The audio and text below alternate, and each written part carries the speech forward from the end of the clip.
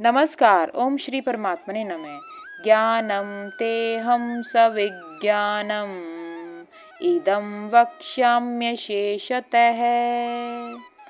यज्ञात्वा नेह भूयोऽन्यत् ज्ञातव्यं वशिष्यते। इस श्लोक में भगवान कृष्ण अर्जुन से कहते हैं कि यहाँ मैं ज्ञान के साथ विज्ञान को संपूर्ण रूप से बोलता हूँ, जिसे जानकर अन्य कुछ भी जानने को शेष नहीं रहेगा।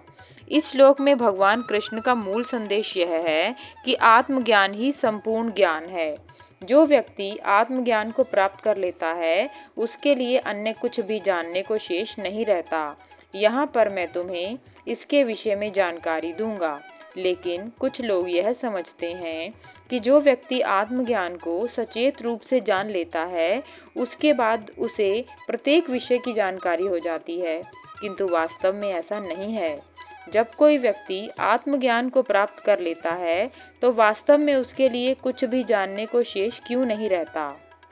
आइए इस बात को हम समझते हैं। योग वह स्थिति है जहाँ व्यक्ति अपनी भीतरी दिव्यता के साथ जुड़ जाता है। ये जो भीतरी दिव्यता है, उसे आत्मा भी कहा जाता है। आत्मा सभी जीवों में उपस्थित रहती है, ऐसा भगवान कृष्ण कह चुके हैं। दूसरे अध्याय में हमने जाना था कि हम सबके भीतर की दिव्यता हमारे भीतर का दृष्टा है, जो कि सृष्टि को देख रहा है। किसी भी वस्तु का अस्तित्व दृष्टा पर आधारित होता है, बिना दृष्टा के अस्तित्व नहीं। दृष्टा के देखने पर ही वस्तु अस्तित्व में आती है। हमारे भीतर जो दिव्यता है, वह संपूर्ण सृष्टि में होने वाली सभी वस्तुओं के विषय में ज्ञान रखती है, किंतु हम यह नहीं कह सकते कि हम सचेत रूप से इस संपूर्ण ज्ञान को जान सकते हैं। यदि हम आत्मज्ञान की प्राप्ति कर लें, आत्मज्ञानी व्यक्ति ब्रह्मांड की सभी वस्तुओं के बारे में सचेत ज्ञान नहीं रखता। हमारा मस्तिष्क सीमित है। ब्रह्मांड के संपूर्ण ज्ञान को स्वयं के भीतर समाने की मस्तिष्क में क्षमता नहीं है। आत्मज्ञानी व्यक्ति आत्मा से जुड़ा रहता है। इसके कारण आत्मा के पास जो संपूर्ण ज्ञान है, उस तक उसकी पहुंच होती है। आत्मा ब्रह्म को जान सकती है।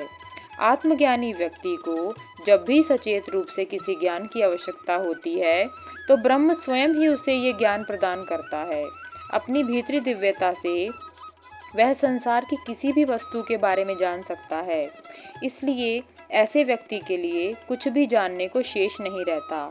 आत्मज्ञानी के पास ब्रह्म ज्ञान की पहुंच होती है, क्योंकि वह स्वयं की इच्छा शक्ति को ब्रह्म के समक्ष समर्पित कर देता है।